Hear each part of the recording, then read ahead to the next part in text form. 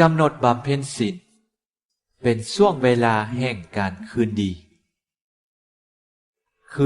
กับตัวเองคืนดีกับพระเจ้า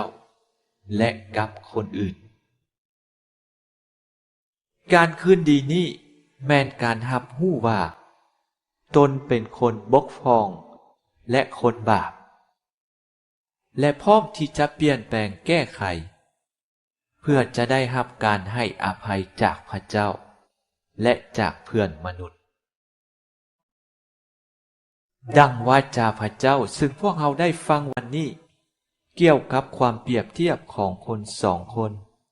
ที่เข้าไปสวดภาวนาในพระวิหารผู้หนึ่งเป็นฟาริเซลและอีกผู้หนึ่งเป็นคนเก็บสวย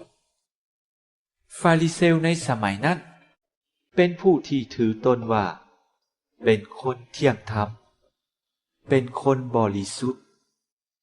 เพราะเขารู้จักพระธรรมบัญญัติและฮีดครองประเพณีทางศาสนาส่วนคนเก็บสวยเป็นคนขูดรีดประชาชนเป็นคนเก็บภาษีเป็นคนบาปด้วยเหตุนี้เมื่อคนเก็บสวยเข้าในพระวิหารเพื่อภาวนาเขาจึงบอกกล้าเงยหน้าขึ้นหาพระเจ้า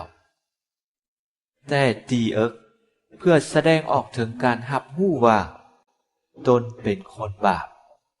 และต้องการคืนดีกับพระเจ้าส่วนฟาริเซลเขาถือว่าตนเป็นคนดีบริบูรณ์เขาบ่ต้องการคืนดีกับพระเจ้าด้วยเหตุนี้พระเยซูเจ้าจึงกล่าวว่าแม่นคนเก็บสวยนี่แหละที่ได้รับการอภัยและคืนดีกับพระเจ้า